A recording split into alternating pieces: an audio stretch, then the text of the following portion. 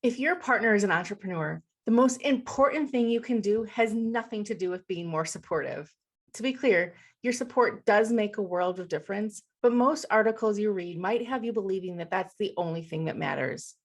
The problem is if you keep doubling down on your support, you're probably making things even worse for both you and your partner.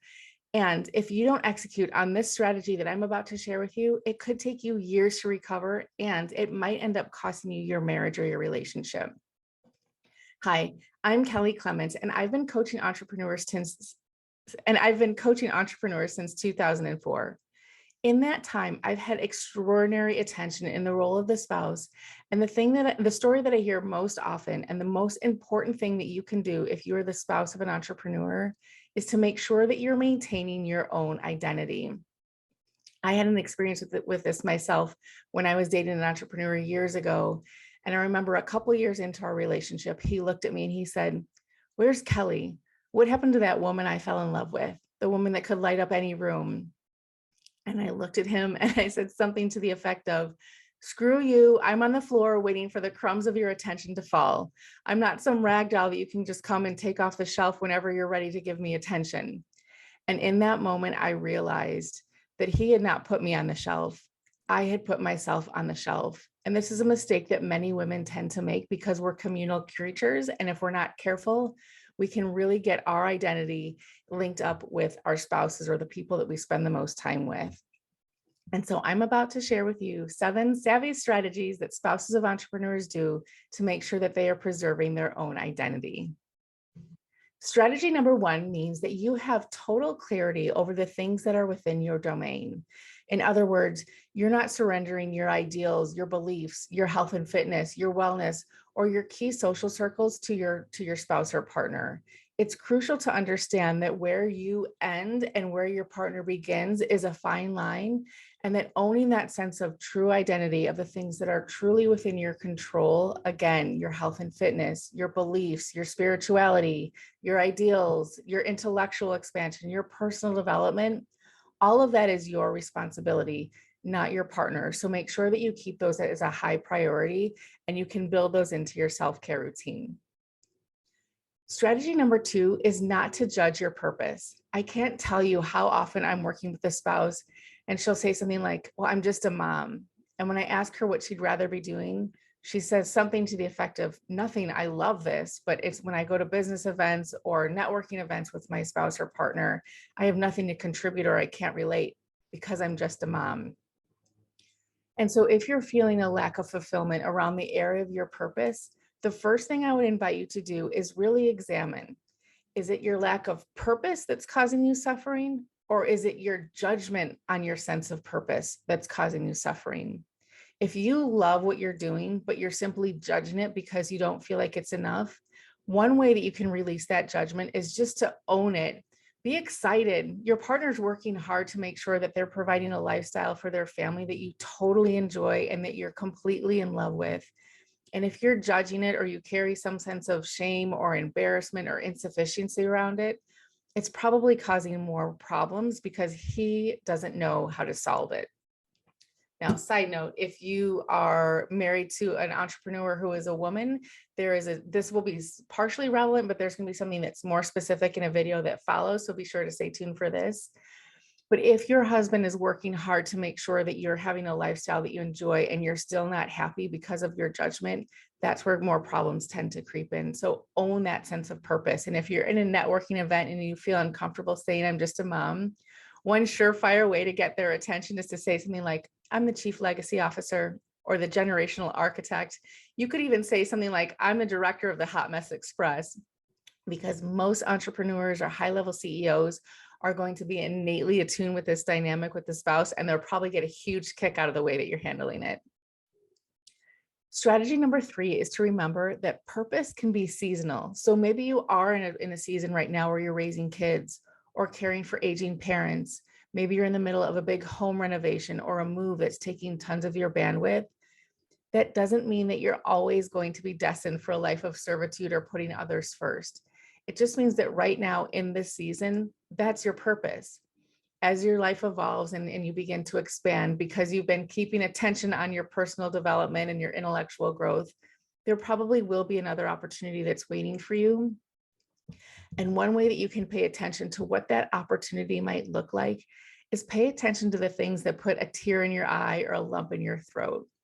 Often those reactions that we have to different audiences or causes are the pathway that we're really getting close to what that sense of purpose might be. So pay attention to those big emotions that come up for you, because they're probably a really close on-ramp to a purpose that might be more fulfilling for you later on. Strategy number 4 is to set and hold boundaries. So often, if you're the spouse of an entrepreneur, it can feel like your support is the most important thing. And so you let boundaries slip. And it might feel like boundaries are a way that might be contracting the relationship.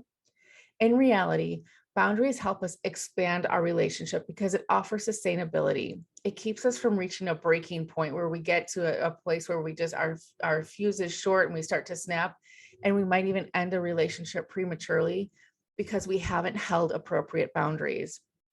This is probably the area that I hear most often that spouses of entrepreneurs have regrets around, because they didn't set or hold boundaries earlier in their relationship. So remember, boundaries are beautiful. They expand relationships. They offer longevity and sustainability because it keeps you at your best. Strategy number 5 is to accept help. If your partner comes home and you're frustrated and you're burnt out and you're exhausted, and they say, why don't we just get somebody to help around the house more, or we can get somebody to help with the kids? Often I hear spouses say something like they feel guilty, or they feel like their partner is criticizing them for not doing their job good enough.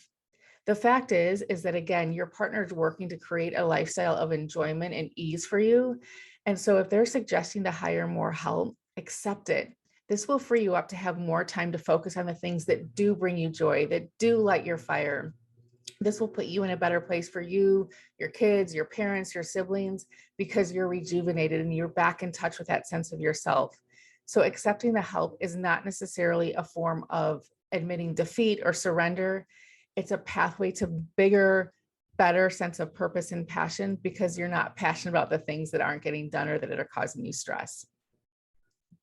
Strategy number 6 is a little bit contradictory to what I just said. But again, if you can remember to keep your confidence and your competency high, it's going to keep you in touch with your sense of self. And so if you do accept help in areas that you're not passionate about, like maybe cleaning the house or yard work, use that freed up bandwidth to explore competencies that you are passionate about. This might be taking a photography class. It might be a creative writing endeavor like journaling or writing erotic short stories. It might be taking a cooking class or staying abreast on marketing podcasts or some kind of professional endeavor that you are passionate about, and keeping that sense of self that maybe was a part of your former self alive.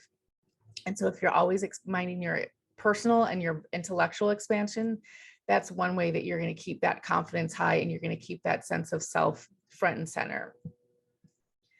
And the final strategy is not to compare your ability to set goals or your level of goals to your partner's. If you're living with a high performer, it's probably very natural for you to think that your goals aren't big enough or that you're not making fast enough progress. Remember, this is a personal journey.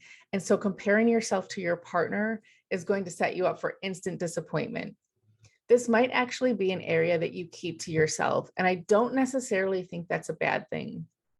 A lot of times when I'm working with entrepreneurs and they say that their spouse or their wife has come to them with a new idea, like they want to start taking a yoga class, their instant reaction is, great. And you should also get certified. And we can open our own yoga studio and we can launch our own brand of supplements. And they take a simple request for a hobby and they want to blow it up and instantly monetize it.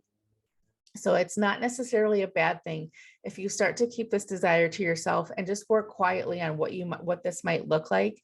And when it feels more fully baked and you're really ready to start taking action on it, at that point, you might talk to your spouse or your husband and say, this is what I'm thinking about. I'd love your support to make sure that the kids are taken care of or the house is taken care of, or any logistics that you might have depended on me for this during this time. I'm going to be reallocating this time over here. And not to take it personally if you don't want to intermingle this, because again, this dynamic can sometimes shut the spouse down. Like, well, I'm not going to tell my partner I want to do this because they're going to want me to make a business out of it. So it's okay to hold that close to the vest until you're really ready to execute. I hope that these strategies helped. And again, if your wife is an entrepreneur, you have these rules will be, or these strategies will be useful. And there's some more specific videos that there are more specific strategies that might be more relevant for you. So be sure to stay tuned for that video coming up next.